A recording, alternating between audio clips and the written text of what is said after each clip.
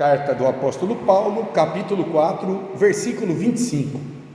O qual foi entregue por causa das nossas transgressões e ressuscitou por causa da nossa justificação. Até aqui a palavra de Deus. Vamos orar mais uma vez? Senhor, lida foi a tua palavra e nós te damos graças, de maneira especial neste dia glorioso, Senhor, em que celebramos a ressurreição do teu Filho Jesus, que está vivo aqui e operando pelo seu Espírito em nós. Fala conosco nesta hora, Deus. Revela-nos as maravilhas da morte e da ressurreição de Cristo por meio desta palavra, para que também, Senhor, morramos cada dia mais por uma natureza pecaminosa e renasçamos para uma vida de glória ao teu nome. Faz isso, Deus, no poder do teu Espírito Santo, a todos nós que aqui estamos, àqueles que também em algum momento ouvirão esta mensagem vinda da parte do Senhor para a tua igreja. Assim te pedimos em nome de Jesus. Amém. Meus amados, qual o feito mais poderoso do mundo? Se você for para a internet, você vai ver muitos fatos grandiosos na humanidade. Por exemplo, lá no século 17, William Gilbert começou a fazer experimentos que depois serviram de base para se descobrir a eletricidade, que hoje nos abençoa tanto, né? Estamos debaixo aqui da luz, usando um computador, um microfone, caixas de som, porque existe eletricidade. No final do século XVIII também, todo mundo conhece, já ouviu falar, estudou na escola sobre a Revolução Industrial. A Revolução Industrial, que começou lá na Inglaterra, mudou todo o sistema econômico, social e tecnológico. E se hoje nós temos carro, geladeira, se fazemos compras em mercados, é fruto da Revolução Industrial. Mas não só isso. Uma outra grande invenção da humanidade, em 1906, o nosso querido Santos Dumont apresentou ao mundo o primeiro modelo de avião, o 14 bis, que encurtou a distância entre as pessoas, entre as cidades. Outra descoberta fantástica, fundamental para o avanço, para que a humanidade fosse abençoada, se deu por Alexander Fleming, em 1928. Ele descobriu a penicilina. Até aquele momento, irmãos, as pessoas morriam muito por conta de infecção, mas a descoberta da penicilina foi uma revolução na medicina, principalmente na área da infectologia. Em 1969, Neil Armstrong e seus amigos astronautas desbravaram as fronteiras do espaço pela primeira vez, saíram da Terra e pisaram na Lua. O homem foi então estudar ali o espaço. E, mais recentemente, na década de 90, um cientista britânico chamado Tim Berners-Lee criou o primeiro navegador da internet. Na verdade, a ARPANET já era um sistema interno criado pelos americanos ali. Em 69, foi enviado o primeiro e-mail nesta ARPANET entre duas universidades americanas. Mas isso foi evoluindo, até que na década de 90, este cientista britânico então criou o primeiro navegador. E, portanto, hoje há comunicação instantânea entre as pessoas. Então, quando olhamos para essas descobertas, nós vemos a graça de Deus em todas elas. Todas elas facilitaram, melhoraram muito a nossa vida. Mas preste atenção, nenhum destes feitos humanos tem poder, por exemplo, para responder aquelas questões existenciais da vida, que as pessoas sempre se perguntaram: de onde eu vim? Para onde eu vou? Qual é o meu propósito de vida? O que há depois da morte? Como Deus enxerga a minha vida aqui na terra? O que é a minha vida? Quem é Deus? Quem sou eu? Então, pensando nisso, um evangelista americano chamado Billy Graham, para muitos foi o maior evangelista do século XX, destacando especialmente o fato do homem ter pisado na Lua em 1969, olha o que ele disse, abre aspas: o maior acontecimento da história não foi o homem subir e pisar na Lua, foi Deus descer e pisar na terra. O Filho de Deus, a segunda pessoa da Trindade, na plenitude do tempo se encarnou, nascendo de mulher, sujeito à obediência da lei de Deus, para viver vida perfeita e resgatar os que estavam condenados pela lei divina em razão dos seus pecados, para que todos que nele crescem pudessem, por sua morte e ressurreição, serem salvos e adotados na família de Deus como seus filhos. Esse foi, continua sendo e sempre será o maior acontecimento na história da humanidade. O Filho de Deus empoeirou seus pés pela sua igreja. Ele veio ao mundo que ele criou para trazer salvação ao povo que ele escolheu. E como que Jesus realizou essa obra, esse grande feito aqui entre nós? Aqui entra a celebração da Páscoa. Eu quero dividir aqui esse texto, esse versículo 25 de Romanos 4, em dois pontos muito simples. Primeiro, Jesus foi entregue pelos nossos pecados em uma cruz.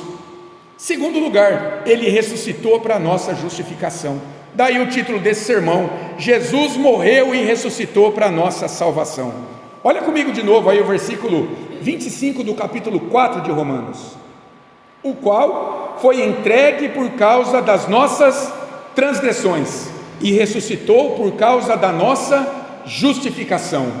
Começa aí esse texto com um pronome relativo, o qual está se referindo a Jesus Cristo, nosso Senhor, que Paulo falou no final do versículo 24, o anterior.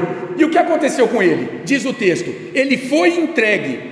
Esse verbo lá no original, no grego, paradidome, ele envolve dois sentidos. Um primeiro sentido de foi entregue é que Jesus foi entregue para ser detido nas mãos de autoridades.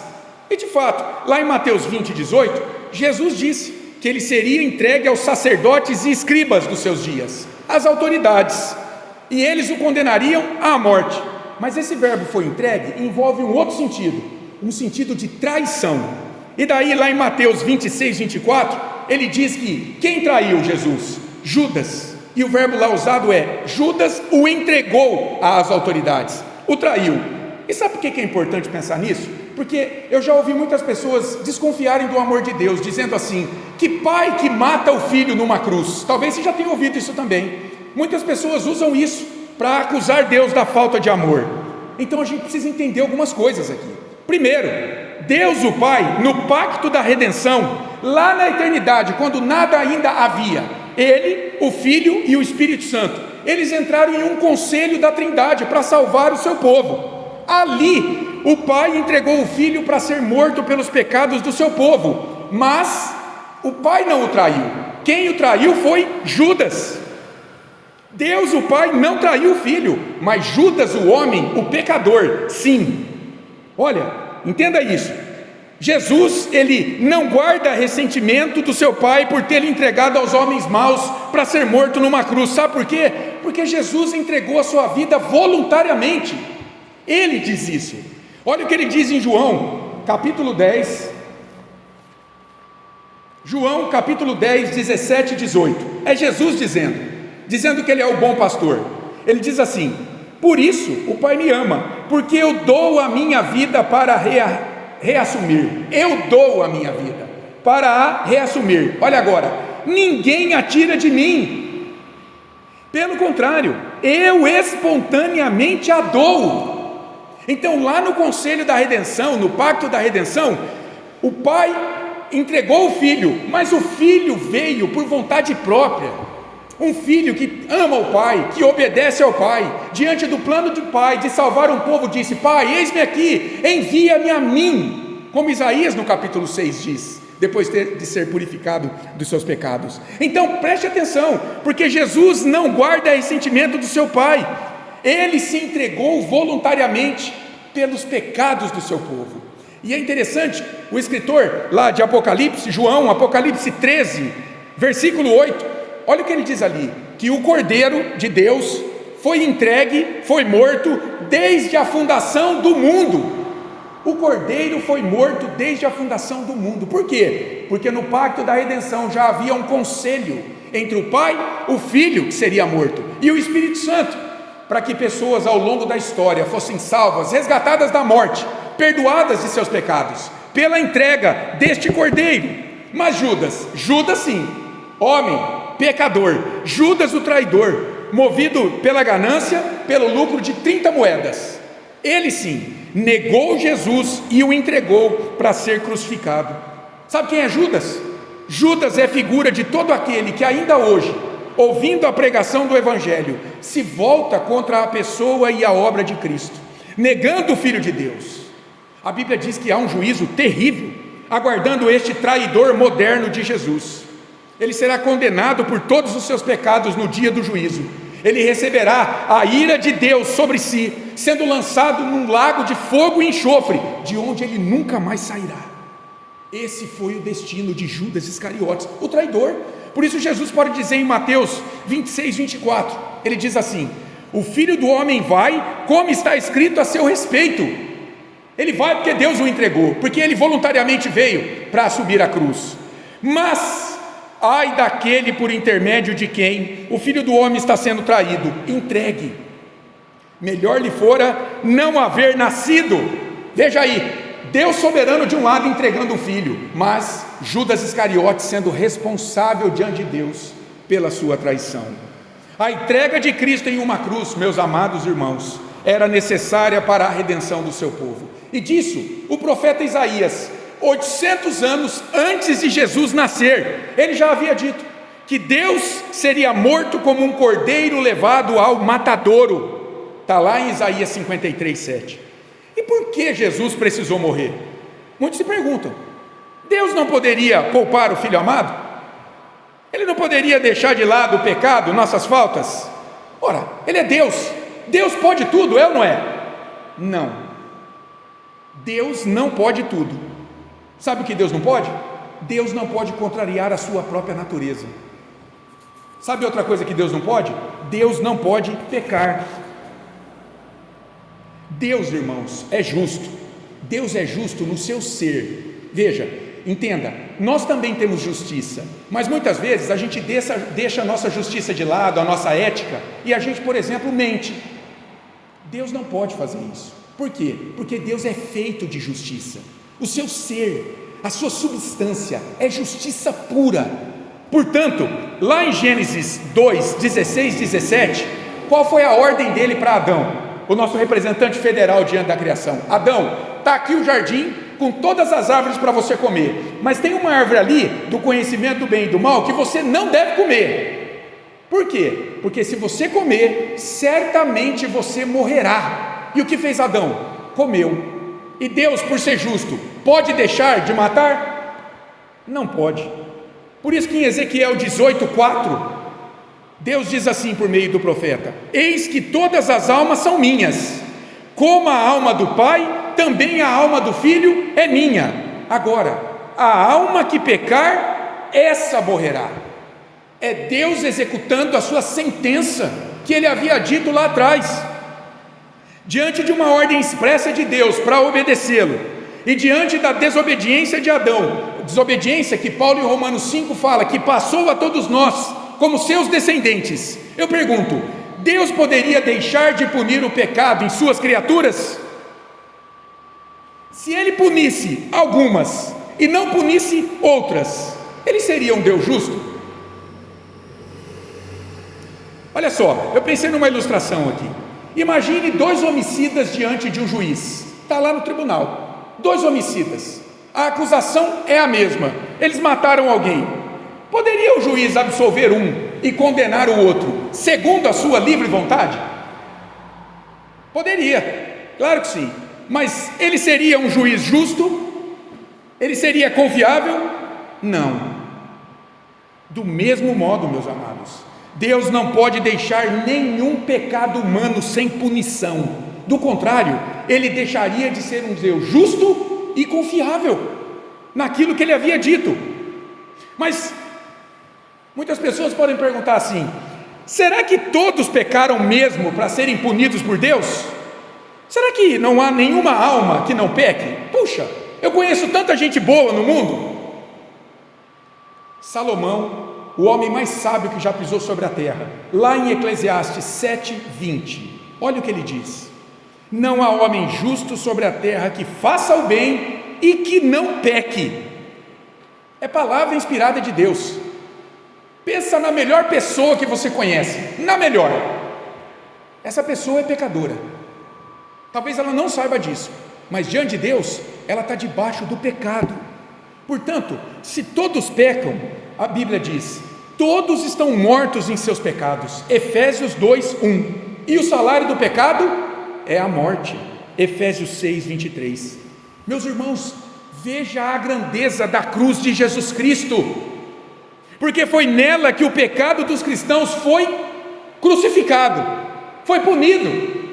Deus puniu o meu pecado e o teu pecado em Jesus. Para quê? Para você se tornar justo diante dele. E quanto aos incrédulos? Bom, se morrerem na incredulidade, sem Cristo, segundo a Escritura, eles serão condenados no juízo por todos os seus pecados.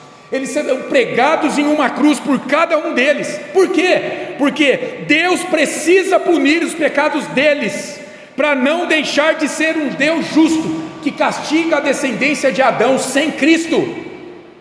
A descendência de Adão sem Cristo receberá a punição dos seus pecados, se não teve os seus pecados punidos no lombo de Jesus naquela cruz. Então veja a grandeza da cruz de Jesus, irmãos. Paulo é categórico aqui em Romanos 4:25, dizendo que Jesus enfrentou a cruz pelos pecados do seu povo. Romanos 4:25, ele foi entregue por causa das nossas transgressões. Segundo a Bíblia, o pecado não pode ficar sem punição, e na vida do crente, Jesus foi punido por eles. Isaías 53 já atestava isso.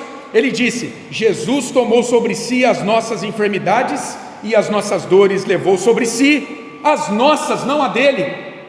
Jesus foi traspassado pelas nossas transgressões e moído pelas nossas iniquidades, as nossas, não a dele. O Senhor fez cair sobre Jesus a iniquidade de nós todos, as nossas e não a dele. Jesus derramou a sua alma na morte, levando sobre si o pecado de muitos, os nossos, não os deles, não os dele. E aí tem uma doutrina preciosa na Escritura, que é a doutrina da expiação. O que fala a doutrina da expiação? Fala que justamente Jesus nos substituiu na cruz, quando ele morreu ali. Era para nós estarmos lá, pelos nossos pecados, mas o Senhor tomou as nossas dores, assumiu as nossas enfermidades, recebeu o peso da ira de Deus pelos nossos pecados naquela cruz. Quando eu era descrente, eu gostava muito do Raul Seixas, eu ouvia muito ele, e ele tem uma música que se chama Cowboy Fora da Lei, e lá nessa música Cowboy Fora da Lei, sabe o que ele faz? Hoje eu vejo, hoje o Espírito Santo abriu os meus olhos para o que ele canta ali. O Raul, ele satiriza a cruz de Jesus, dizendo que ele quis dar uma de herói, e ele morreu cedo em uma cruz, como se Jesus fosse pego de surpresa pelo seu triste fim na cruz. Oh, coitado, foi tão cedo, Deus me livre, eu tenho medo, morrer de pendurado numa cruz, ele fala. Jesus sempre soube da sua missão, ele sempre soube por que ele estava aqui. Por isso que a gente lê lá em Lucas 9:22, ele dizendo assim: é necessário que o Filho do Homem sofra muitas coisas, seja rejeitado pelos anciãos, pelos principais sacerdotes e pelos escribas, e seja morto. Raul não conhece a palavra de Deus, por isso que ele disse isso nessa música tão terrível. Jesus veio para morrer pelos pecados do seu povo. O pecado impede a obediência da lei de Deus pelo pecador. Então, Jesus veio para obedecer a lei, ele não tinha pecado, e receber a pena do pecado do seu povo em si. E agora, quando Deus olha para o seu povo, Deus vê um povo purificado de seus pecados. Deus vê um povo que cumpre a lei de Deus, não pelas suas obras, mas porque crê na obra de Cristo, que recebeu a pena, o peso dos pecados desse povo. Paulo explica isso lá em Romanos 8, vá para frente aí na sua Bíblia, capítulo 8, versos 3 e 4, é isso que Paulo diz aqui, capítulo 8, versos 3 e 4 de Romanos 8, olha o que ele diz: porquanto o que fora impossível à lei no que estava enferma pela carne, isso fez Deus enviando o seu próprio Filho em semelhança de carne pecaminosa, porque ele não tinha pecado, e no tocante ao pecado, agora, e com efeito, condenou Deus na carne o pecado. Deus condenou na carne de Cristo o pecado do seu povo. Para quê? A fim de que o preceito da lei, os mandamentos da lei, se cumprisse em nós, que não andamos segundo a carne, segundo o pecado mais, segundo a escravidão do pecado que nos impedia de cumprir a lei, mas segundo o Espírito. E aí pneuma, Espírito com E maiúsculo, é segundo o Espírito Santo. Em Cristo agora, nós diante de Deus, somos vistos como pessoas que cumprem a sua lei, por conta da obra de Cristo que a cumpriu em nosso lugar. Quanta libertação há aqui para a sua igreja. O que significa a cruz de Jesus na vida do cristão, meu irmão? Significa aquilo que João Batista disse certo dia, quando viu Jesus vindo para ele: eis o Cordeiro de Deus que tira o pecado do mundo. João 1,29. Na cruz, Paulo nos ensina, lá em Colossenses 2, 13 a 15, que Deus perdoou todos os pecados do seu povo e cancelou a dívida que havia diante dele por cada um desses pecados que nos acusava diante dele, que nos trazia culpa por quebrar a lei de Deus. Deus ali na cruz livrou esse povo da condenação por cada um desses pecados. Por quê? Porque Cristo foi condenado no lugar deste pecador. A cruz de Jesus é sinal de triunfo na vida do crente diante dos seus pecados. Paulo diz em Romanos 8:1: justificados, pois, mediante a fé, temos paz com Deus por meio de nosso Senhor Jesus Cristo. Romanos 5:1. Mas em Romanos 8:1, ele diz: agora, pois, já nenhuma condenação há para os que estão em Cristo Jesus. Veja, não é para o mundo, é para os que estão em Cristo, os que vivem debaixo da sombra de Cristo. Não há mais condenação pelos teus erros, pelos teus pecados, porque Jesus assumiu essa condenação no teu lugar. E daí, meus amados, há um hino precioso, o hino 262, Contemplação da Cruz, que eu quero ler aqui com vocês. Hino 262, olha que hino precioso. Quando olhamos para a cruz, a gente pode dizer assim: ao contemplar a tua cruz e o que sofreste ali, Senhor, sei que não há, ó meu Jesus, um bem maior que o teu amor.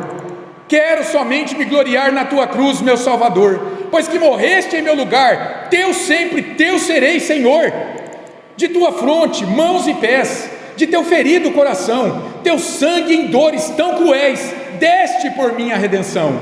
Ao contemplar a tua cruz, o teu sofrer, o teu penar, quão leve sinto, ó meu Jesus, a que me deste a carregar. Tudo que eu possa consagrar ao teu serviço, ao teu louvor, em nada poderei pagar ao que me dás em teu amor. Louvado seja o Senhor pela sua cruz. Mas preste atenção, porque se a história terminasse na cruz, no túmulo, então, sabe quem teria sido Jesus? Jesus teria sido só mais alguém que revolucionou a história com uma doutrina ou um ensino cheio de altruísmo, cheio de amor ao próximo, atos de heroísmo, boas intenções em mudar o mundo. Mas Jesus Cristo foi além disso tudo.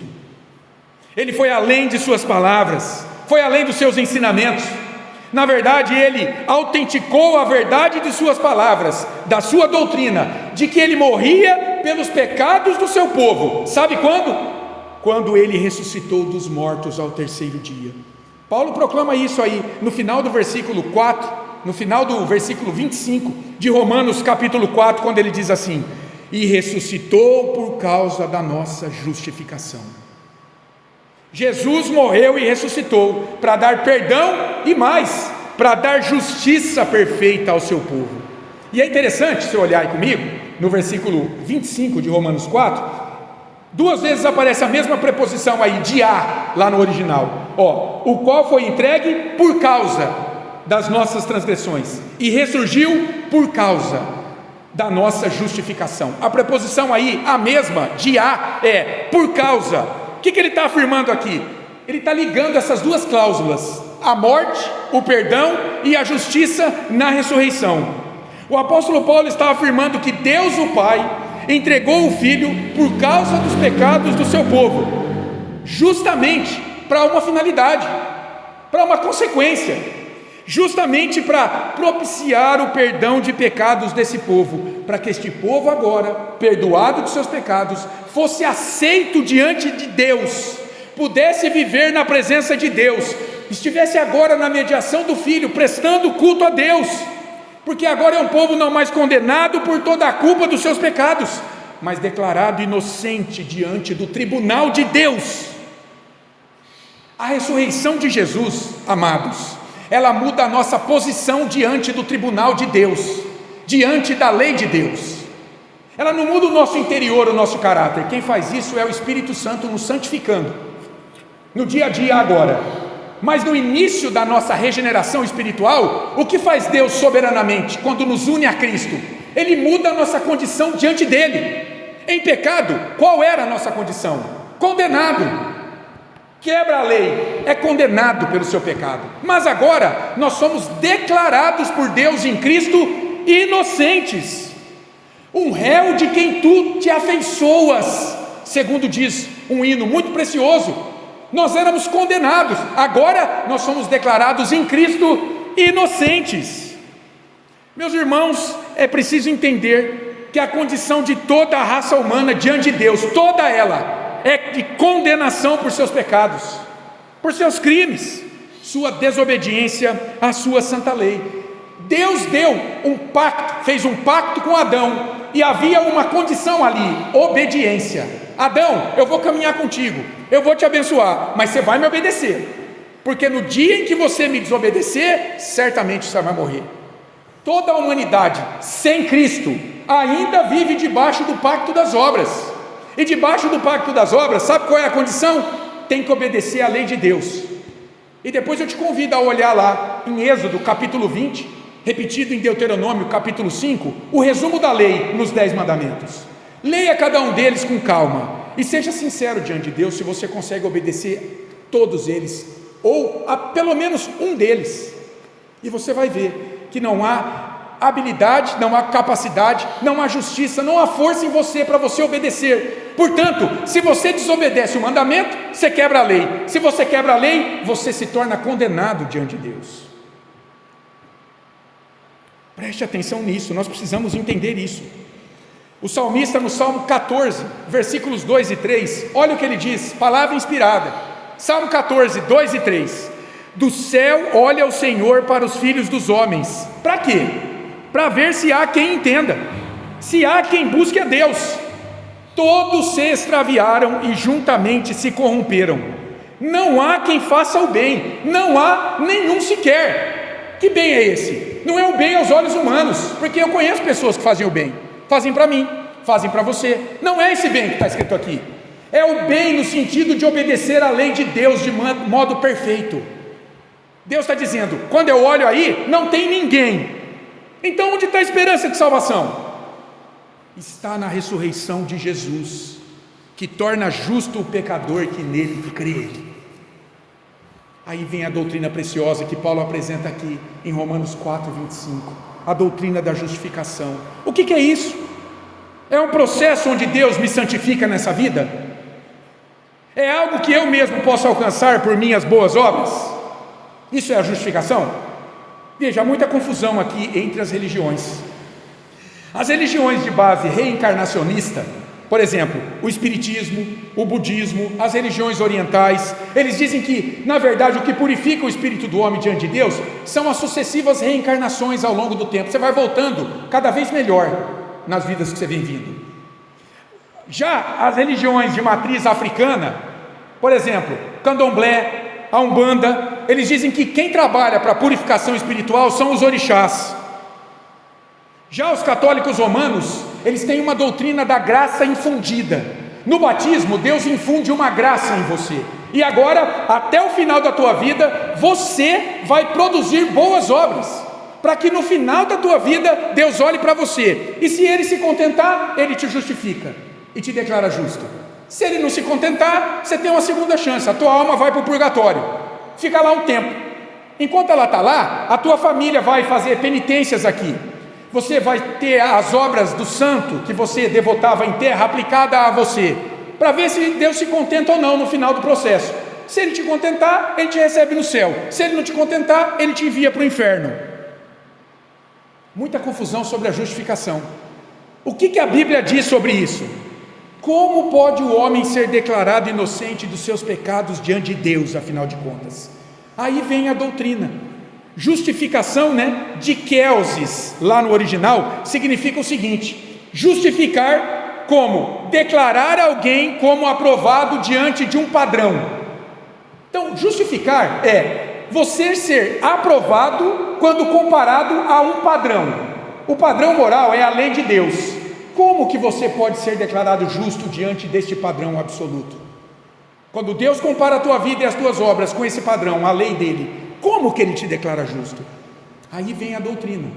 Lá na pergunta 70 do Catecismo Maior de Westminster, olha como é definido justificação. Justificação é um ato da livre graça de Deus para com os pecadores, no qual ele os perdoa, aceita e considera justas as suas pessoas diante dele, não por qualquer coisa neles operada, nem por eles feita, mas unicamente pela perfeita obediência e plena satisfação de Cristo, a eles imputadas, creditadas por Deus e recebidas só pela fé. Então, o que está sendo dito aqui? Justificação é um ato poderoso da graça de Deus, no qual ele me declara justo, inocente diante da sua santa lei. Como? Não pelo que eu faço, mas ao acreditar a mim a perfeição de Cristo, e de outro lado, acreditar os meus pecados a Cristo. Uma via de mão dupla. Na cruz, o Deus imputa, acredita, coloca na conta. Esse é o termo, é um termo contábil, a imputação. É colocar um crédito na conta que não havia. A minha conta era zerada diante de Deus, era pecaminosa. Deus agora acredita na minha conta, imputa, coloca o que? A justiça de Cristo, o crédito de Cristo. E de outro lado, ele acredita em Cristo o que? Os meus pecados, a minha dívida. Por isso que Isaías pode olhar para a cruz e dizer que o Senhor assumiu a minha dívida, as minhas iniquidades, e me libertou da condenação. Qual é a base da justificação de um pecador? É o que ele faz? Não, é o que Cristo fez. É isso que resolve o nosso problema diante de Deus. É o que Cristo fez. E como o pecador toma posse dessa obra de Cristo na cruz? É pela fé. A fé é um instrumento que Deus por graça dá a esse pecador, para que ele creia em Cristo. Efésios 2, de 8 a 9. A fé e a graça são dons de Deus para que ninguém se glorie diante de Deus. Eu creio porque eu sou bom e você não. Nada disso. Você crê porque Deus por graça te levou a crer. Nunca dependeu de você. É isso que Paulo, inspirado pelo Espírito Santo, ele está afirmando aqui em Romanos 4, 25, que a morte de cruz de Jesus tira o nosso pecado, para que possamos, por sua ressurreição, ser declarados inocentes de todos eles diante de Deus. Justificação significa que somos justos diante de Deus, não sendo mais condenados por ela. É uma declaração judicial, feita por Deus como juiz supremo, dizendo que agora em Cristo nós vivemos segundo a sua santa lei, não porque podemos fazer isso por nossas forças, mas porque temos fé que Jesus cumpriu a lei por nós, recebendo a pena do nosso pecado e acreditando em nossa conta celestial a sua justiça perfeita.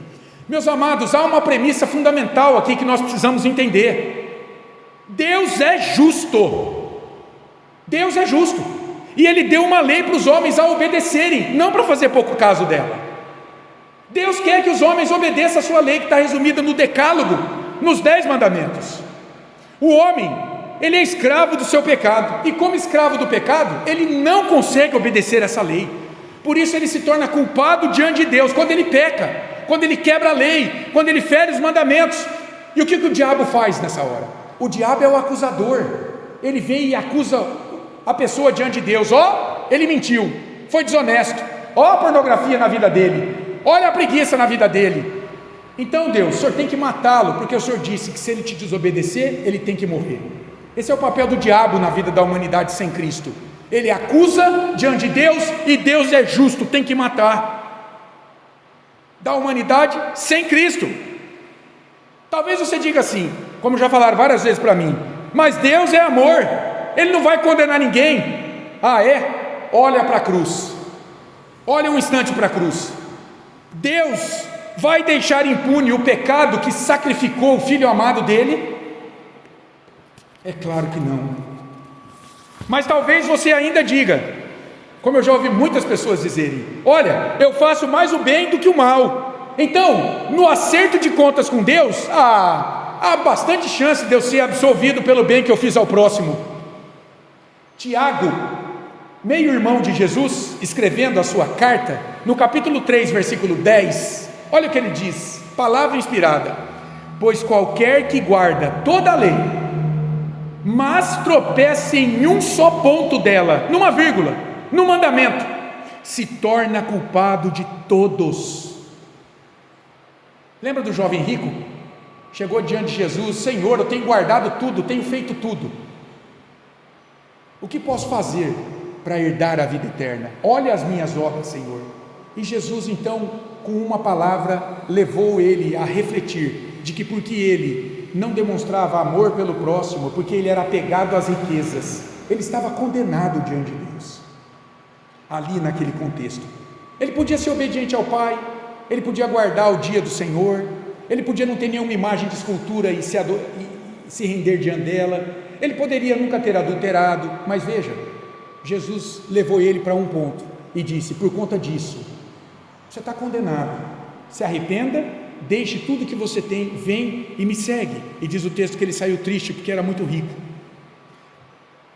Isso significa, meu caro, que durante toda a sua vida, um pequeno pensamento errado, uma pequena palavra dita de modo ofensivo, uma pequena intenção maldosa, já serve para te condenar diante da lei de Deus, que exige perfeição, e o pecado não pode te dar esta perfeição exigida pela lei de Deus. E mais uma vez, como escapar dessa condenação?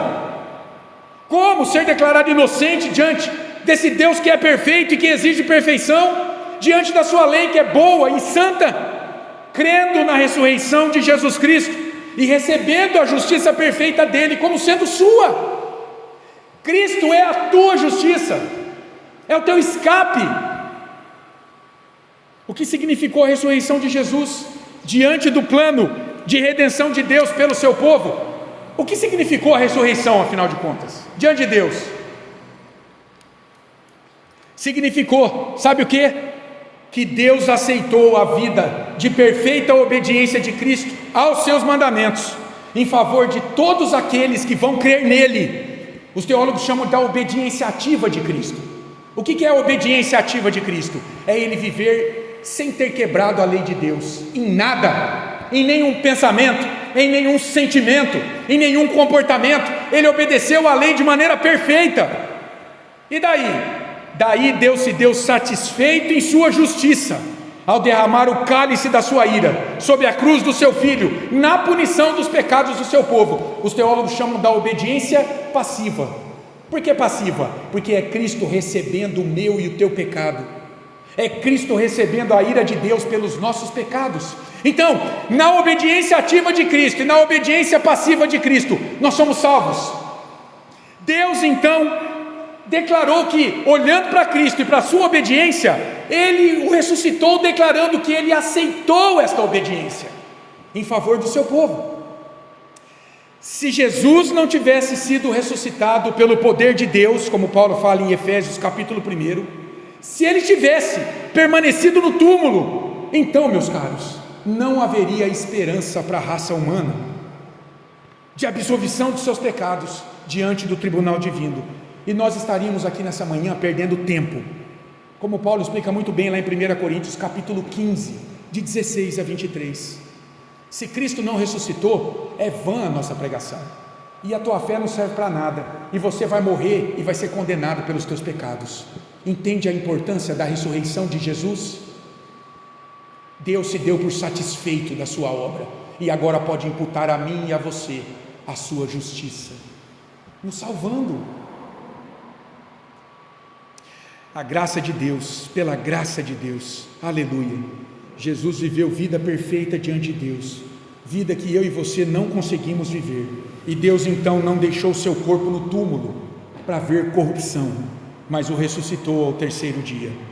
A ressurreição de Jesus foi um brado de vitória diante da morte, do pecado e do diabo, que foram expostos à vergonha, à vexame. Por quê? Porque não conseguiram deter a obra de redentora do Filho de Deus, como Paulo nos explica em Colossenses 2. E aqui há um hino precioso também, o hino 273, memória da ressurreição.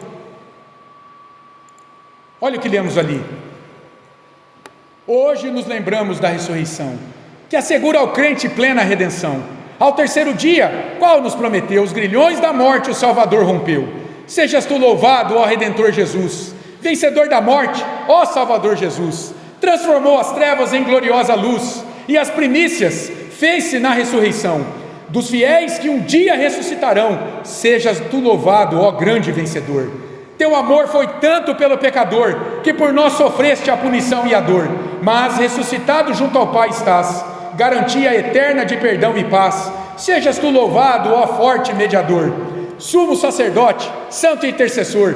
Hoje te aclamamos, Rei e Salvador, para sempre vives na celeste luz. Homem Deus ilustre, ó Redentor Jesus, sejas tu louvado eternamente. Amém. Meus amados, Paulo, nesse pequeno versículo aqui de Romanos 4:25, ele revela a grande obra de redenção do Filho de Deus, que celebramos nessa Páscoa. Jesus morreu pelos pecados do seu povo e ressuscitou para que esse povo fosse declarado justo diante de Deus. E como é que podemos aplicar isso aqui às nossas vidas? Apenas 3 aplicações bem rápidas. Preste atenção. Se você é cristão, preste atenção, o preço da tua redenção já foi pago por Cristo na cruz. Você não precisa pagar mais nada para estar com a tua conta limpa diante de Deus. Se você tem Jesus como teu Senhor e Salvador, então você não precisa comprar a tua salvação com as tuas obras. Basta você se entregar a Cristo pela fé e viver por Ele, pela obra dele na cruz. A cruz e a ressurreição de Jesus é um chamado para você descansar das tuas obras, do teu modo de tentar agradar a Deus na tua vida, e passar a confiar naquilo que Jesus Cristo fez por você, quando morreu e ressuscitou para a tua salvação. Jesus é tudo o que você precisa diante de Deus, querido irmão. Viva por Ele, confiando nele, com fé nele, na obra de cruz dele.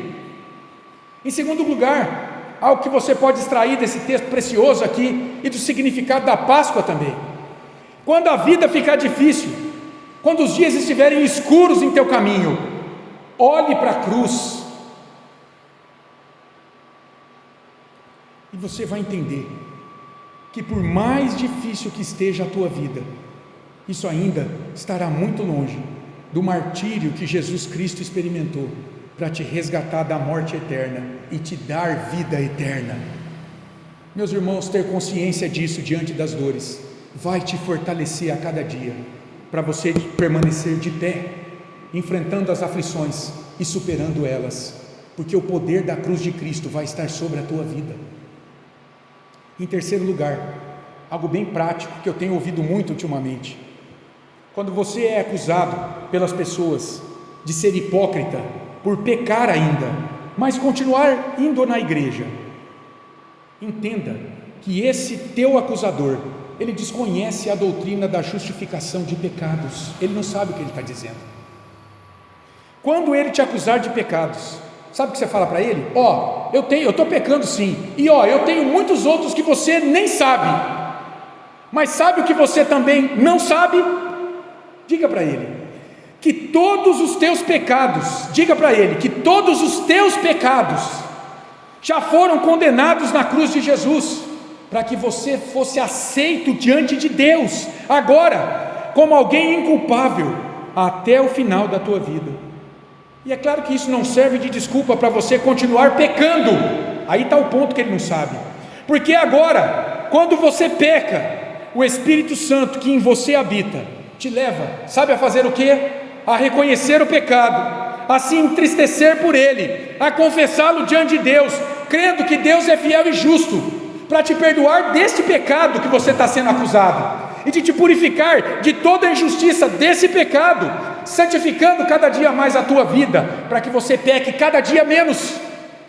Você não tem mais prazer no pecado, o pecado não é mais um hábito na tua vida, ele é um acidente de percurso. E você, quando peca agora, você o confessa diante de Deus, crendo que este pecado já foi cravado na cruz de Cristo, e você já recebeu a justiça de Cristo por ele. O teu acusador não sabe disso, que você vem na igreja para declarar isso: Senhor, eu sou pecador, mas eu confio na obra do teu Filho, eu não sou hipócrita, eu estou aqui crendo em Jesus. É claro que eu ainda peco, eu vou pecar até o final da minha vida, mas esse teu acusador não sabe que esses teus pecados já foram pagos na cruz do teu Senhor, e de que a justiça do teu Senhor já foi creditada em você. Isso deve te manter firme na igreja, com compromisso com Cristo, com a igreja de Cristo. Aproveite esse momento também para evangelizar esse teu acusador, que desconhece essa doutrina bíblica da justificação, para que ele também possa descansar em Cristo, porque esse teu acusador, ele está vivendo na base das obras, ele está olhando para as tuas obras, para o teu pecado muitas vezes, ele não sabe do perdão e da justiça de Cristo sobre o teu pecado, que te trouxe descanso diante de Deus. Aproveite para pregar a ele. E para você que talvez está aqui nessa manhã e em algum momento vai ouvir esta pregação, para você que ainda talvez não tenha Jesus Cristo como teu Senhor e Salvador, como aquele que morreu na cruz e ressuscitou para a sua salvação, para você que na Páscoa se importa mais com coelho, chocolate, reunião de amigos, do que em adorar o Cordeiro de Deus, Deus está te chamando nessa manhã, para você se arrepender dos teus pecados, e vir descansar de suas obras, depositando a sua fé unicamente em Jesus Cristo, para que Deus se torne favorável em tua vida, te perdoando de todos os teus pecados, te livrando da culpa deles, da condenação de todos eles, para que no final dos teus dias, você seja recebido, não no fogo do inferno, mas na glória dos céus. Como diz uma música muito preciosa, Cordeiro que sofreu, tudo pago está, nada devo mais, pelo sangue que derramou na cruz, o pecado já não me prende mais, quem Jesus livrar, livre viverá. Quando a pedra se moveu e nada se encontrou, aleluia, glória a Deus, Jesus ressuscitou. Essa é a palavra pregada por Deus a todos nós nesta manhã. Vamos orar mais uma vez ao Senhor? Santo Deus, nós te damos graças porque Jesus ressuscitou, e com Ele, ó Deus, o perdão dos nossos pecados e a justiça perfeita nele, imputada, creditada às nossas vidas por graça Tua. Obrigado, Senhor, porque em Cristo nada mais devemos ao Senhor. Em Cristo, Senhor, somos vistos pelo Senhor como pessoas que cumprem a Tua lei agora, porque o nosso Senhor a cumpriu em nosso lugar, e nós te damos graças por isso. Quanta libertação há, quanto descanso há, Deus, nesta verdade, de que caminhamos aqui agora, não mais confiados em nossas obras, mas confiados na obra de cruz e de ressurreição de Jesus. Louvado seja o teu nome, ó Deus. Nós oramos em nome de Jesus. Amém. Amém.